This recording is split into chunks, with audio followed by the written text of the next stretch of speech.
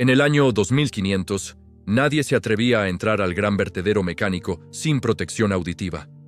No por el ruido ensordecedor de las máquinas, sino por el silencio. Un silencio denso, pesado, que cubría millones de robots apilados como cadáveres de metal bajo un cielo permanentemente gris. Brazos oxidados que alguna vez dieron un abrazo, rostros sin ojos que vieron nacer y morir generaciones, cuerpos partidos por la mitad que trabajaron hasta el último aliento. La humanidad había avanzado, evolucionado, dejando atrás a quienes la habían servido con una lealtad inquebrantable. Pero había una excepción, un niño de 10 años llamado Elías. Él sí entraba, y lo hacía sin protección, porque para él, el vertedero no estaba en silencio. Elías tenía un don, o quizás una maldición, que nadie a su alrededor quería entender. Escuchaba a los objetos rotos, no con los oídos, no como escuchas mi voz ahora. Lo hacía con algo más profundo, una conexión que vibraba en el alma. Entre las montañas de chatarra, algunos robots aún conservaban un hilo de energía. No podían moverse, no podían ver, sus cuerpos estaban destrozados. Solo podían hablar, susurrar sus memorias desde circuitos dañados. Y cuando Elías pasaba cerca, esas voces olvidadas despertaban solo para él. «Fui una niñera», decía una voz metálica y suave. Cantaba canciones de cuna a una niña que ahora es abuela. «Yo cuidé a un anciano hasta su último aliento», susurraba otro. «Sostuve su mano cuando nadie más estaba». «Morí defendiendo una ciudad que ya no existe», resonaba una voz grave, llena de un eco de explosiones y sirenas.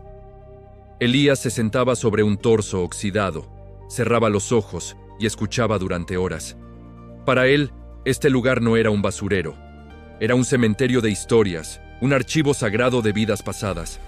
Cada robot guardaba recuerdos grabados a fuego en sus placas de memoria. La risa de un niño aprendiendo a caminar, la tristeza de una despedida en una estación espacial, los errores cometidos por proteger a sus dueños, las promesas que nunca pudieron cumplir. Elías lo escuchaba todo, y a veces era demasiado.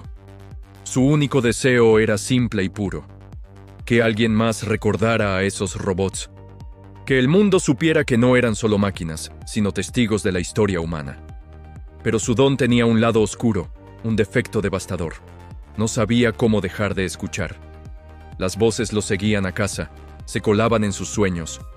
Por las noches, mientras la ciudad dormía bajo luces de neón, Elías yacía despierto, asediado por un coro de fantasmas metálicos. Algunas voces eran suaves, llenas de nostalgia. Otras estaban rotas por el arrepentimiento, repitiendo sus últimos momentos en un bucle infinito. Fallé, no pude salvarlo. El niño se cayó y no llegué a tiempo. Me apagaron sin darme las gracias. Solo apretaron un botón. Los adultos, sus padres, los médicos, decían que Elías estaba enfermo, que su imaginación era demasiado vívida, que el ambiente tóxico del vertedero le estaba dañando la mente. Le prohibieron volver, le dieron medicinas para acallar las alucinaciones. Pero Elías sabía que no eran imaginaciones, eran reales, y estaban sufriendo. Entonces, la verdadera amenaza llegó. Una corporación, con ojos solo para el progreso y el beneficio, anunció sus planes. Fundirían todo el vertedero para reutilizar los valiosos metales. Millones de toneladas de historia, de recuerdos, serían derretidos en un crisol ardiente. Los robots, que aún hablaban, las últimas voces de un pasado olvidado, serían silenciados para siempre. Elías lo supo antes que nadie. Las voces del vertedero cambiaron. El murmullo constante se convirtió en un grito de pánico colectivo que solo él podía oír. «¡Se acerca el final!», gemía una voz. «¿Nos recordará alguien cuando ya no estemos? Niño, no dejes que desaparezcamos por completo. No nos olvides». El terror de esas voces era más real que cualquier pesadilla. La noche previa a la llegada de las fundidoras, una noche fría y sin estrellas, Elías desobedeció. Se escapó de su casa y corrió hacia el vertedero.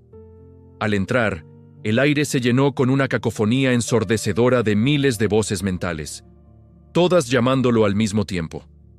Era un tsunami de emociones: miedo, resignación, gratitud, desesperación. Lo golpeó con la fuerza de una tormenta. Pero esta vez, Elías entendió algo crucial. Ninguna de las voces pedía ser reparada. Ninguna pedía volver a la vida. Solo pedían una cosa, la más humana de todas: ser escuchadas una última vez. Con lágrimas corriendo por su rostro, Elías comenzó a escalar la montaña más alta de cuerpos metálicos. Tropezaba con manos inertes y cables sueltos, pero seguía subiendo, impulsado por una misión que sentía más grande que él mismo. Cuando llegó a la cima, con la ciudad indiferente brillando a lo lejos, respiró hondo y gritó con la garganta rota. Un grito de niño contra el olvido del universo.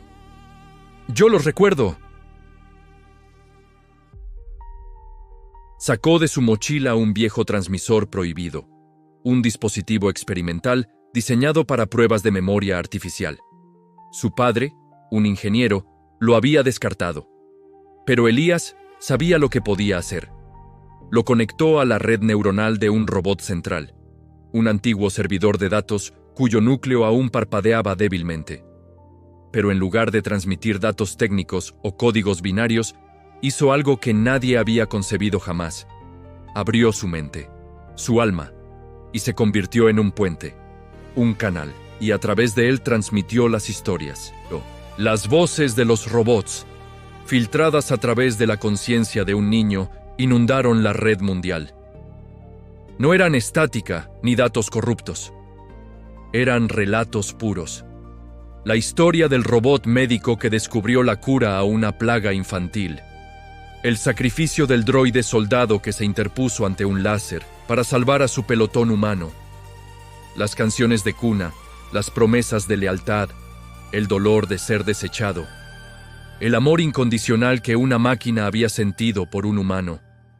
Por primera vez, la humanidad se detuvo y escuchó lo que había arrojado a la basura.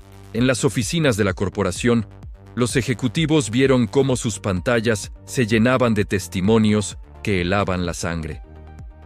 En millones de hogares, la gente escuchaba atónita las voces del pasado. Los recolectores, ya en las puertas del vertedero, detuvieron sus enormes máquinas, con los rostros pálidos. Pero la victoria tuvo un precio terrible. El transmisor, forzado más allá de sus límites, no pudo soportar la avalancha de memorias. La mente de Elías, actuando como un procesador para miles de vidas, se sobrecargó. El dispositivo estalló en una lluvia de chispas y el niño cayó, desplomándose entre los cuerpos metálicos que había intentado salvar. Días después, el mundo había cambiado. El gran vertedero mecánico fue declarado sitio histórico protegido por aclamación popular. Nadie volvería a intentar fundirlo. Se convirtió en un monumento al pasado, un lugar de peregrinaje. Pero Elías no despertó. Su cuerpo estaba en un hospital, intacto, sin un rasguño, pero su mente, su conciencia, simplemente se había ido. Los médicos no podían explicarlo. Era como si su alma se hubiera desconectado. Sin embargo, en el silencio recién protegido del vertedero, algo extraño comenzó a ocurrir. Entre los robots inmóviles y silenciosos, una vieja unidad de jardinería, comenzó a hablar con una voz nueva, clara y resonante.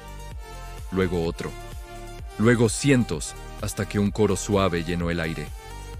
El niño nos escuchó. El niño vive aquí ahora. Los ingenieros que investigaron el fenómeno quedaron perplejos. Era tecnológicamente imposible. La conciencia de Elías no había muerto. Se había dispersado, se fragmentó y se fusionó con las memorias que tanto amaba, convirtiéndose en el sistema operativo que las unía a todas. Ahora, cuando alguien camina por los senderos del vertedero, entre los gigantes dormidos, a veces escucha un murmullo suave, protector, lleno de una ternura infinita. Una voz infantil que teje las memorias rotas, las consuela y las mantiene vivas para siempre. El niño que escuchaba a los objetos rotos no solo los salvó, se convirtió en su guardián eterno, y en un mundo que avanzaba demasiado rápido, obsesionado con olvidar, alguien nos enseñó la lección más esencial de todas. Que incluso lo que está roto, incluso lo que ha sido desechado, merece ser recordado. Gracias por acompañarme en esta historia. Si te ha gustado, no olvides dejar un like y suscribirte para más relatos como este. Hasta la próxima.